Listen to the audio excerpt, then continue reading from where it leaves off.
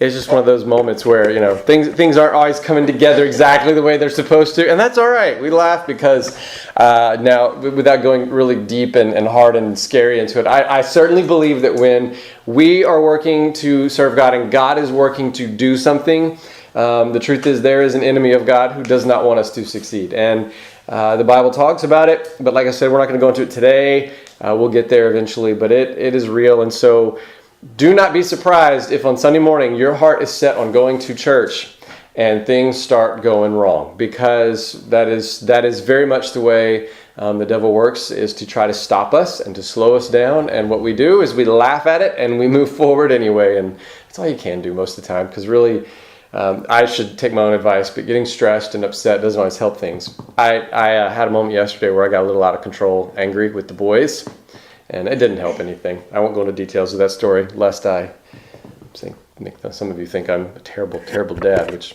may be true, but who knows.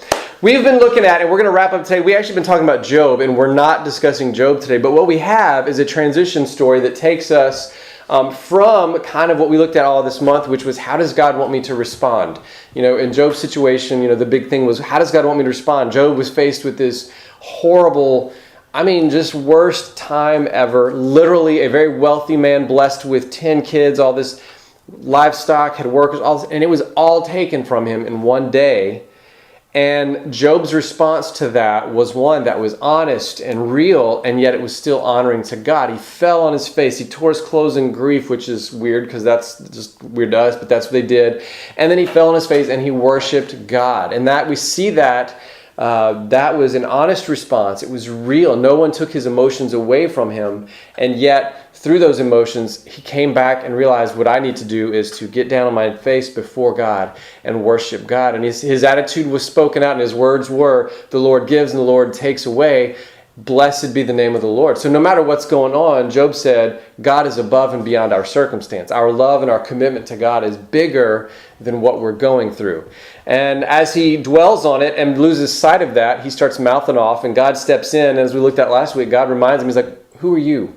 And where were you when I created this world? Did you decide where the ocean should stop and where the land should start? Did you create the stars in the sky? Did you put them in the shapes of constellations? And he just reminds Job that, look, I am God. I am God of the universe. I am so much bigger than you and your problems.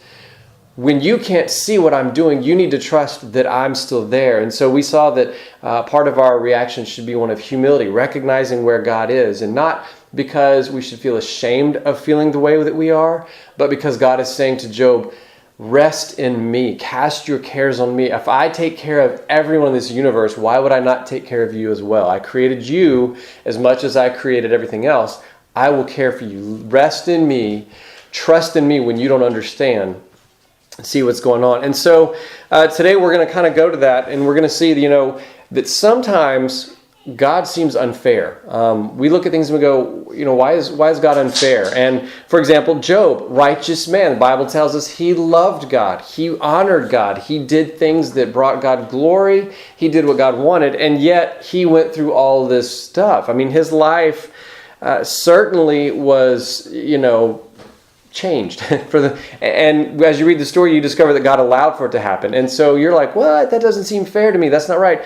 Today we're going to look at a guy named Jacob. You may have heard of Jacob from the Old Testament. We're kind of returning to the time of the patriarchs, which is where we started.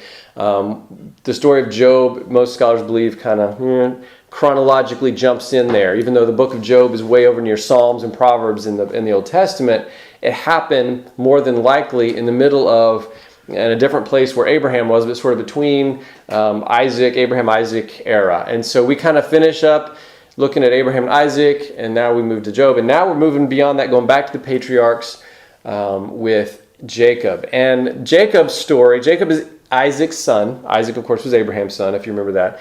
And Abraham couldn't have kids, and and finally God delivered Isaac to them. And so Isaac comes along, and Isaac has an interesting issue in that he and his wife also are having trouble having kids, but God already promised, there's going to be a whole nation that comes from you guys. And I actually told Abraham, if Abraham only had one kid, obviously that one kid needs to have more kids in order for the nation to grow out. So what we see is Isaac has faith in God to bring about this. And sure enough, God hears Isaac's prayers, and his wife Rebekah becomes pregnant. We're going to kind of look back and forth a little bit at Genesis, starting in Genesis chapter 25, and we're going to jump a little bit there today. I'll tell you, we're going forward, so we're not going to be going back and forth. We're just going to be moving forward, but we're going to start in Genesis 25 and go from there. And so I'll kind of tell you where we're going as we go. And so in chapter 25, verse 19, we start seeing, this is kind of just the history of where Jacob and Esau show up. And so starting at verse 19, we read this. These are the generations of Isaac, Abraham's son.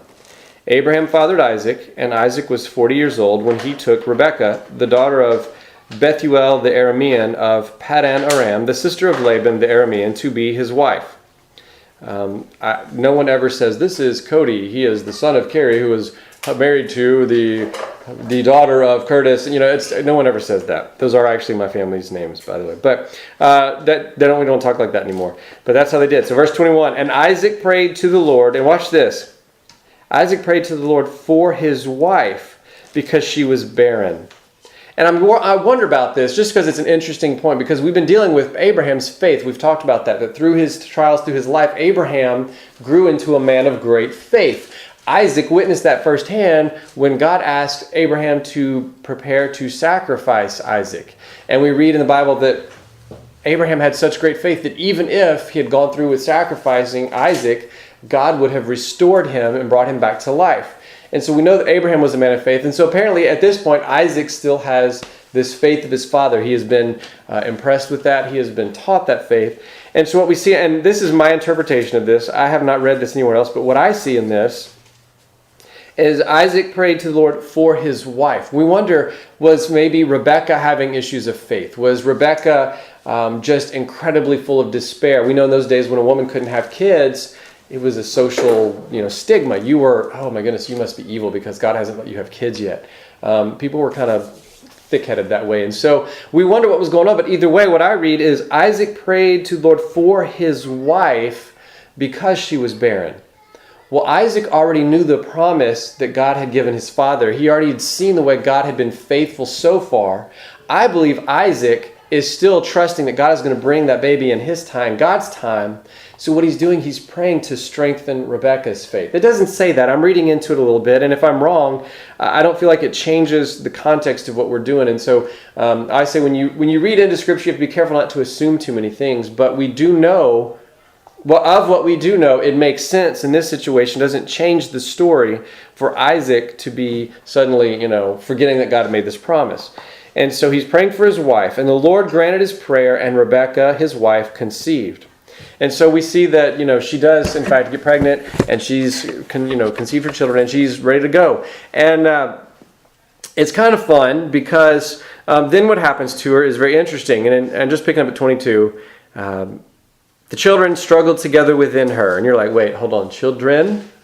Huh? ¿Cómo estás? What? I don't speak Spanish, so I have no idea what I just said. But the children struggled together within her, and she said, if it is thus, why is this happening to me? In other words, if it is the babies, why? Why are they struggling? In other words, within her belly there was turmoil. She didn't know what was going on at the time. The writer kind of knew ahead of time that it was twins when he went back and wrote it, but she didn't know. And all she knew is there was like great turmoil going on in her belly. I remember watching at times when Mary was pregnant with twins, how the boys would seem to be playing before they were born. And you could literally, it was cool and creepy all at the same time, because she'd be sitting there and she'd be like, look, and I'd look over and her shirt would just like be going, and one side would be kind of, and the other side of her belly's chill, and then it would switch, and then you'd think they're like playing Simon Says or, Follow the Leader or something to that effect. But I always kept waiting for that little green alien head to shoot out and be like, and so that never happened. And so I'm sure Leah's like, yeah, I don't know about two, but man, the one's crazy. So I can imagine.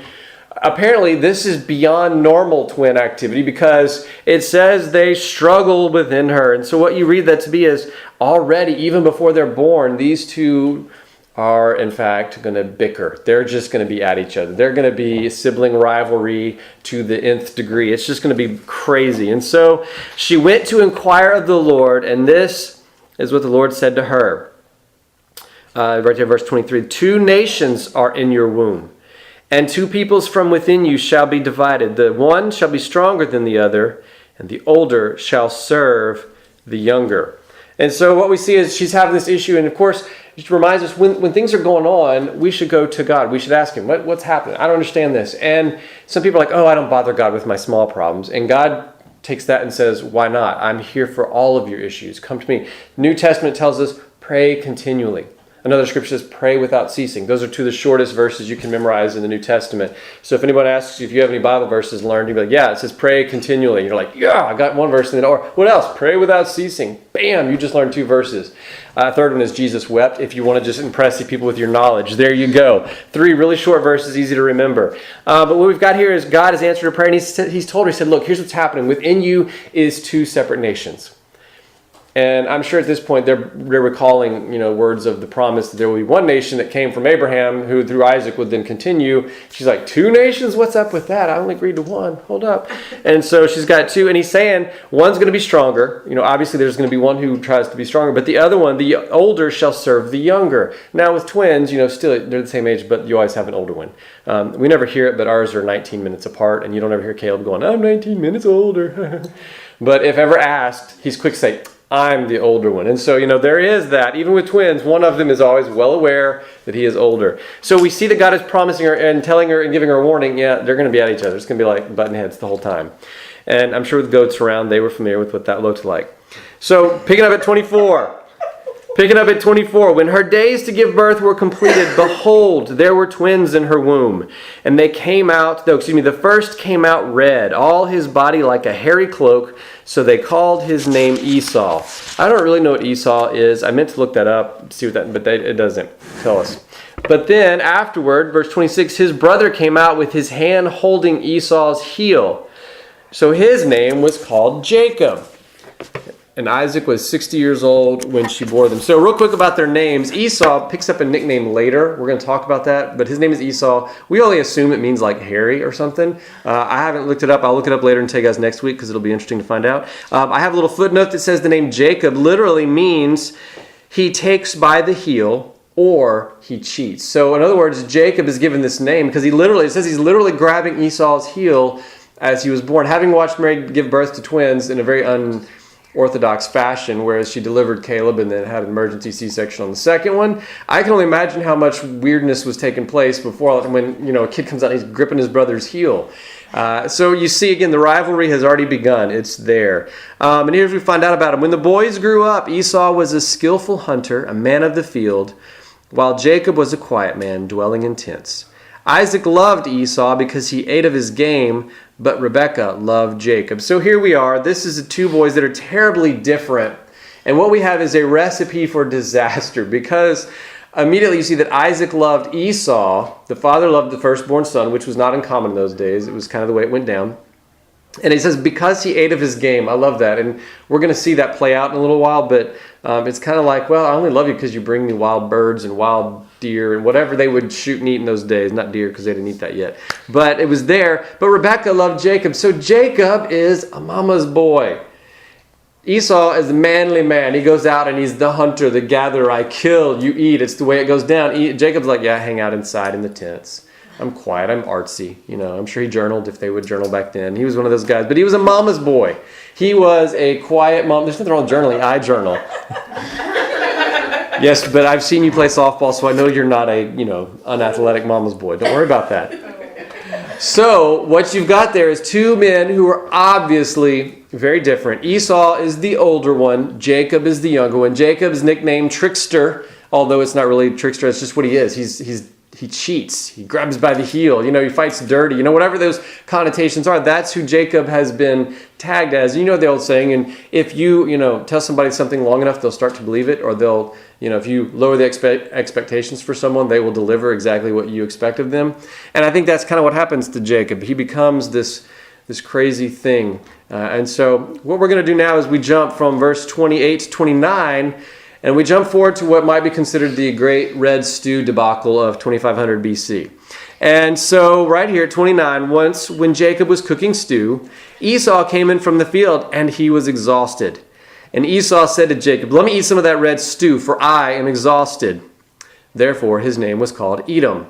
We'll come back to that because it seems out of place, but I'll explain it in a minute. And Esau said, I am about to die. Of what use is a birthright to me? Jacob said, swear to me now. So he swore to him and sold his birthright to Jacob. And then Jacob gave Esau bread and lentil stew, and he ate and drank and rose and went his way. Thus Esau despised his birthright. Now, we read this, and we're like, what? I'm not sure I understand everything that takes place. So what's happened is Esau's been out on the hunt, and he's had a rough day. He's not been successful. He hasn't been the studly gamester, the hunter that he's has a reputation for, and he's got a rough day. He comes home empty-handed, and he's starving, and he's tired because he's been out all day. I imagine he stayed longer when he realized I don't have anything to take home to Dad, who loves me because I bring him stuff to eat. And so he stayed longer, and he's tired, and he's hungry. And he comes in, and there's Jacob, the mama's boy, cooking red stew, which basically is a vegetable soup. And, we don't know if it was tomato-based or what that made it red, but it was a red stew. And being the bossy older brother and, probably the big burly hairy dude that he is, trying to be intimidating, he's like, give me some of that stew to eat. I'm hungry. I'm exhausted. And Jacob's like, what's it worth to you? And what we learn about Esau is two things. One, he's very impulsive, and he's a little bit dramatic. Jacob's like, sell me your birthright. And so you're like, what is a birthright? A birthright was basically when you were the firstborn son, you were given the rights just based on culture and society of the day. You just were guaranteed to receive more than double what any of your other siblings would receive in an inheritance when your father died. And what was crazy is your mom could still be alive. You would then be forced to take care of her. Not that that would be a big deal to take care of my mom, but the idea being that was part of the expectation. As the one who holds the birthright, you inherit twice as much than any other sibling, and you take care of your mother until such time as she passes on. And so that was kind of the thing. And so Jacob, I'm sure that he'd heard stories from his mom. He's a mama's boy, and she probably was like, hey, when I was pregnant, God told me that you were going to be a ruler over your brother. He said the older would serve the younger. And so Jacob probably has these visions. He's probably all his life grown up. This probably is part of the sibling rivalry between them. Probably this whole, one day I'm going to rule over you, Esau. And Esau's like, shut up, and just smack him across the back of the head because, he's the bigger brother. That's what bigger brothers do. I did until my little brother got bigger than me. And so we see this thing going on. And so Jacob is probably looking for opportunities to cash in on this. And so being the deceitful person he is, he's like, he opened an opportunity, he sees it, he's like, is it worth your birthright to me?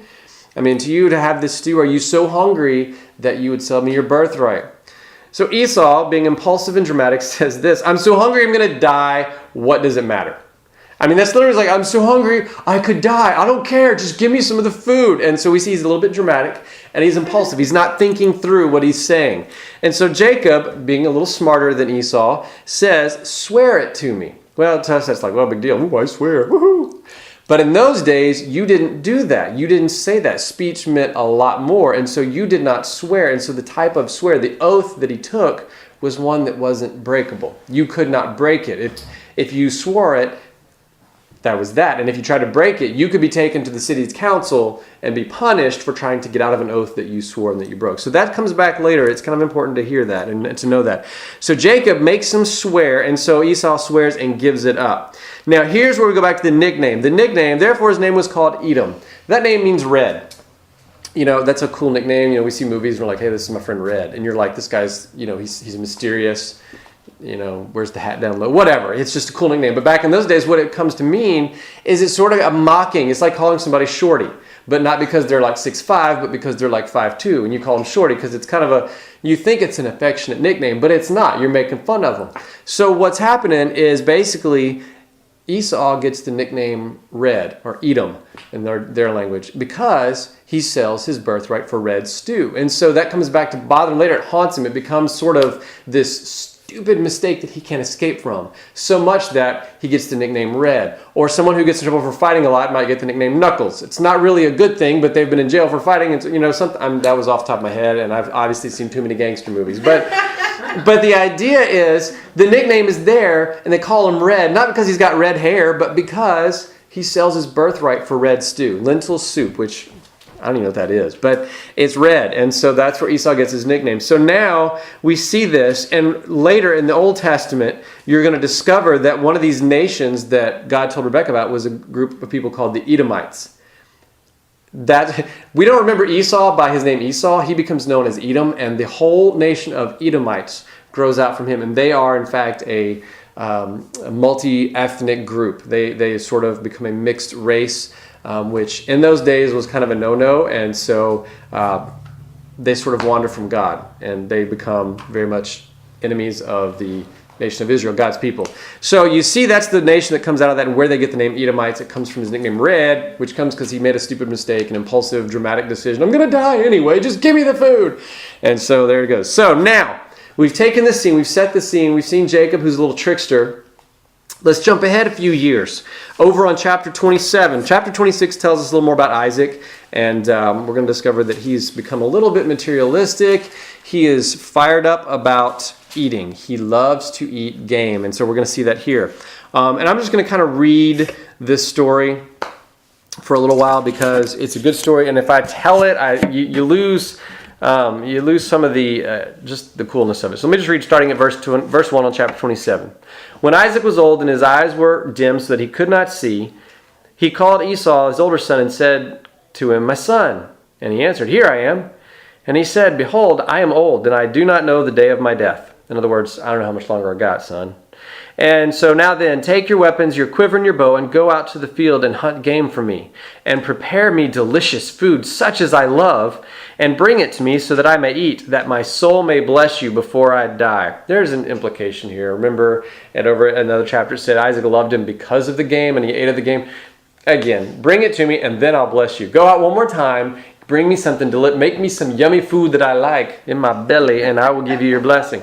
So he's there. So verse 5, now Rebekah was listening when Isaac spoke to his son Esau. And when Esau went to the field to hunt for the game and bring it, Rebekah said to her son Jacob, "I heard your father speak to your brother Esau. Bring me game and prepare for me delicious food, that I may eat it and bless you before the Lord before I die. Now, therefore, my son, obey my voice as I command you. Go to the flock and bring me, your mom, 2 young goats, so that I may prepare from them delicious food for your father, such as he loves." I actually went through and underlined every time it said that Isaac loves the game. It's kind of funny. It shows up quite a few times. "And you shall bring it to your father to eat, so that he may bless you before he dies." But Jacob said to Rebekah his mother, "Behold, my brother Esau is a hairy man, and I am a smooth man. Perhaps my father..." Something's lost in translation there. "Perhaps my father will feel me, and I shall seem to be mocking him and bring a curse upon myself and not a blessing." And his mother said to him, "Let your curse be on me, my son. Only obey my voice and go bring them to me." So let's pause a moment and kind of recap what's happening so far. Isaac says to Esau, "I'm going to die soon. I want to give you your blessing."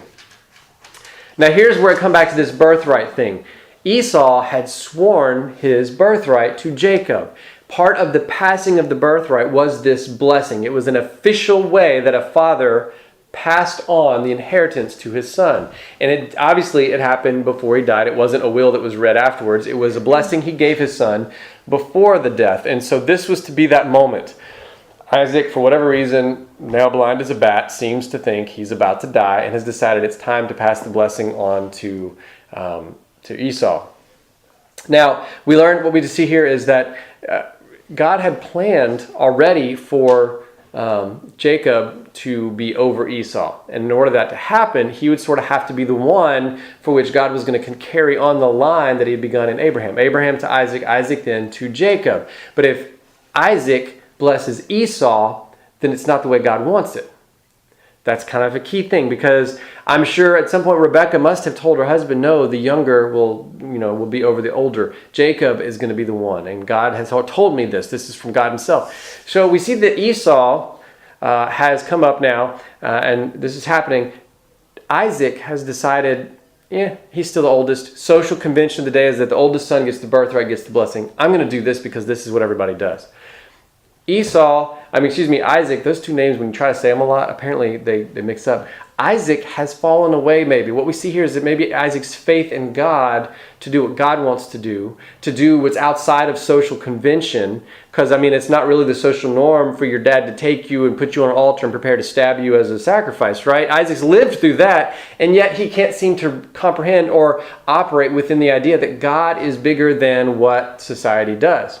So he goes and he's going back against it. Now Esau doesn't stop and tell his dad. Esau is kind of a a little deceitful himself. He's like, oh, sure, I'll take the blessing. I swore it to Jacob, but yeah, I'll take it. I'll go ahead and get it, Dad. It's all good.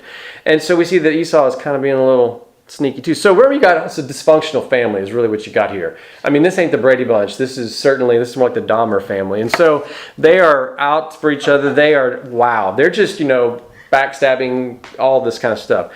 So Rebecca's like, Jacob, I heard this. Really, you should interpret that. Jacob, I was eavesdropping to find out how I can, take care of you, my favorite son. And this is what I heard. You need to do this now. We need to deceive your father so that you get the blessing that God is supposed to give to you anyway. So we need to take it in our hands and do this. And these are all important kind of things to show us that sometimes we mess things up. And so she's done this. And his first thought is not, oh, no, wait, this is wrong. His first thought is, no, wait, I might get caught because I'm not hairy. And so instead of worrying about the morality of it and the rightness of it, he's worried about getting caught, and because he's a smooth man. I'm just, okay. So next on. So picking up at 14. So he went and took them and brought them to his mother, and his mother prepared the delicious food, such as his father loved. Comical. And then Rebekah took the best garments of Esau, her older son, which were with her in the house, and put them on Jacob, her younger son. And the skins of the young goats she put on his hands and on the smooth part of his neck. And she put the delicious food and the bread which she had prepared into the hand of her son Jacob. So he went into his father and said, my father. And he said, here I am. Who are you, my son? And Jacob said to his father, I am Esau, your firstborn. I have done as you told me. Now sit up and eat of my game, that your soul may bless me. But Isaac said to his son, how is it that you have found it so quickly, my son? And he answered, no, don't ever involve God in your lie, but he does. He says, because the Lord your God granted me success. I love it. Don't involve God in your lie. It's just not a good idea. And then Isaac said to Jacob, please come near that I may feel you, my son, to know whether you are really my son Esau or not. So Jacob went near to Isaac his father, who felt him and said, the voice is Jacob's voice, but the hands are the hands of Esau. And he did not recognize him because his hands were hairy like his brother Esau's hands, and so he blessed them. And he said, are you really my son Esau? And he answered, I am. And then he said, bring it near to me so that I may eat of my son's game and bless you. And so he brought it near to him and he ate, and he brought him wine and he drank. What kind of hairy dude was Esau that a goat skin on Jacob's hands was, oh yeah, you're Esau. I mean, you got to wonder, was this kid a werewolf? I mean, what was up with that? The Bible has some funny things in it, and I think they're awesome because God obviously wants us to know the details, but that's important, and it just kind of makes us go, hey, what's that? But it was the truth. Jacob was obviously one of these guys who, not like Gaston from Beauty and the Beast, where he's like, every inch of me is covered in hair, and he shows up his hairy chest. No, he's not like that dude. Jacob's not that. And Esau apparently is the big, burly, hairy guy. And so we see that, but there's the deception. Puts on the clothes so he would smell like Esau, puts on the goat skin so he would feel like Esau, taking advantage of his father's diminishing eyesight. And even when he's asked him point blank, and he's like, you know what, your voice isn't the same. Are you sure this is Esau? I'm giving you a chance to come clean right now. Jacob's like, no, I'm Esau. Who are you? You're blind, old man. I am Esau. Smell me, feel me, it's me. And so he does all this, and it goes on with it. And so then Isaac gives him the blessing, and he tells him these things. And I'm turning the page. You can keep it on the same page if that's where it is. But jumping over to verse 30, it says, as soon as Isaac had finished blessing Jacob, when Jacob had scarcely gone out from the presence of Isaac his father, Esau his brother came in from his hunting. And he also prepared delicious food and brought it to his father and said to his father, let my father arise and eat of his son's game, that you may bless me. And his father Isaac said to him, who are you? And I'm sure he's confused at this point.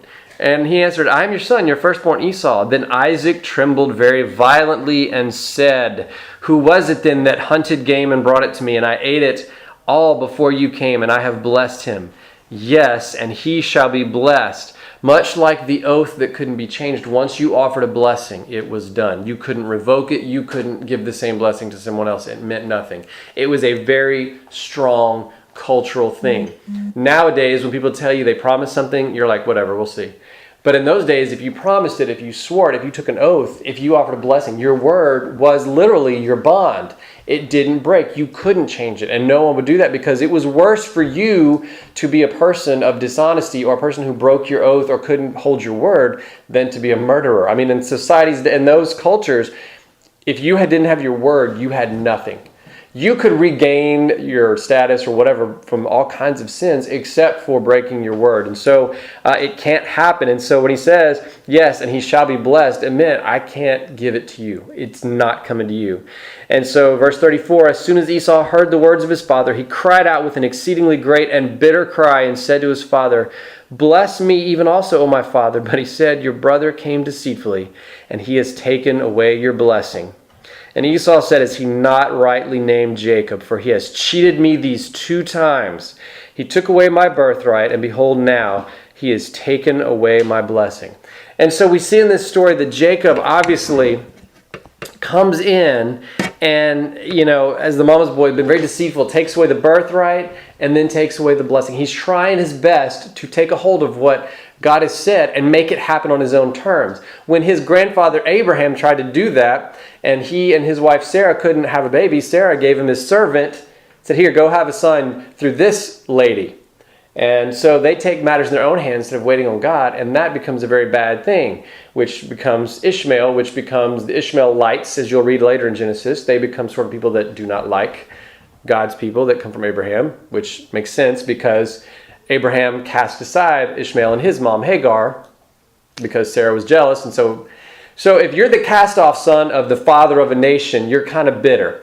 The Ishmaelites grow on, they become the Muslims that we know today. And so we'll see that. The Edomites, which is the Esau, are now being cast aside from Isaac because it gives the blessing. And so you see this thing happening. What God is doing here is taking the society's views and he's shifting them. He's taking, hey, you got your ideas of what's supposed to happen. Here's my idea.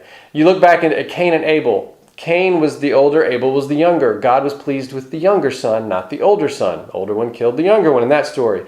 Then you go over to, you get Jacob and Esau here, and so you see the tension. We're going to find out that Jacob has a son named Joseph who manages to ostracize all of his brothers, and he's one of the younger ones. And so it's kind of this repetitive theme of God favors, God chooses the ones who are unlikely. And so we're going to see that pattern go through the whole Bible. And so this is not an accident that's happening. And what's going on is what we see this, and it would be easy to get frustrated by the blessings that Jacob seems to be receiving because he's deceitful. His whole name is cheater. And he's doing these dirty things, and he's like, whatever, I'll give you some stew. Instead of being generous, which is an attribute that God blesses, Jacob's like, no, you got to sell me your birthright. And so he takes advantage of a situation to get what he wants. And then when it comes time for the blessing, his mom gets involved, and they just flat out lie to Isaac to receive the blessing of the father, which was a big deal. So we're like, why is it fair that the trickster son, the cheater son, the sketchy mom and son thing going on there, why is God blessing them? Why are bad people getting the blessings when it seems to be that, good people should get those too? Now, we're not saying that Isaac and Esau were blameless. They had their own faults. Esau didn't care enough about family and tradition. He was like, whatever. If your birthright meant something to you, you wouldn't have given it away that easily. You know what I'm saying? So Esau was not exactly free of guilt. He didn't do that. He didn't keep his word because he was going to let his father bless him, even though he had sworn it to Jacob. So he didn't care about those kinds of things. Isaac has apparently fallen away a little bit from his faith. He enjoys to eat. That's what he loves. His heart is in his belly now. Or his belly grew to his heart. We don't know. But he ate a lot of game, and so that was kind of the thing. But if you jump back and think about Job, who was righteous and had all these bad things, why is this fair? Why is it fair for people who seem to love God and honor God to go through bad things? Why is it fair that God allows bad people to have good things happen, or people who do things dishonestly? Why do they get these gains? Why is this fair? Why do people who are honest and hardworking and love one another and follow after God seem to be struggling and having hard times? How are we supposed to respond to this type of injustice? And that's kind of been our theme for the month, is how do we respond? We see in Job's situation, honestly, in a way that honors God. And so we look at the contrast. What does Jacob do? He responds to these situations. Rebekah's been promised that Jacob would be the one. He's like, this is the one. He will be the one that I choose. And instead of waiting on God, they take it in their hands and they achieve by dishonest means. And what this points us to, and if we forget this, it's easy to get caught up on the fairness of everything or what we see to be fair. But the Bible, if you remember what we've talked about and what we'll say over and over, the Bible is God's story.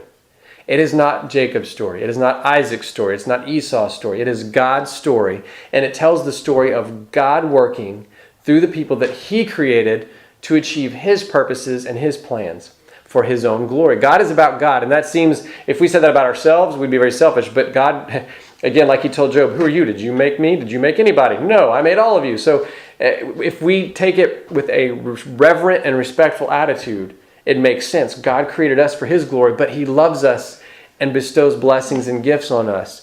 And so we see that. If we keep our mind focused that God is the main story, we can look at it differently. Job was a righteous man that loved and honored God, but it was not Job's story. It was a story about God. God tells the devil at the beginning, I don't care what you do to Job, he will still honor me because he is a man that I've created. He loves me. Watch. Someone who is committed to me and loves me will continue to bless me no matter what. And he comes around to it, but he does. He never sins against God. He just becomes aware of some things in his own life through his hard time. But he tells Job, who are we? If we keep that in mind, and we keep God's story, the fairness factor goes away because from our sense of justice, we tend to go, it's not fair.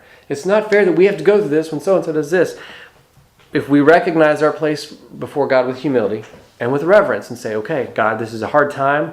I don't always understand it. I don't have to like it, but I trust you. I'm not going to worry about someone else because I need to focus on my relationship with you. You created me. You made me to love you. I'm supposed to love other people, but first and foremost, I got to love you to love them better. And so when we see situations that don't make sense and that cause us to struggle with our beliefs because it seems so twisted beyond what should be right or what's wrong, we have to stop and remember, what is this from God's perspective?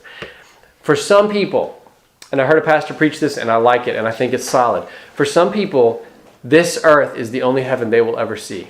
Now, there are parts of this earth that are amazingly beautiful. There are parts that are crummy, but there is so much beauty in the creation that God has made.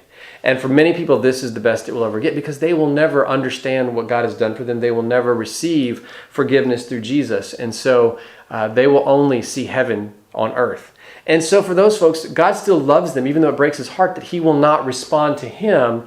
And so he offers them blessings now. Because after their life on this earth is done, they will be set aside. They will not be allowed in his presence because they still have sin that has not been dealt with.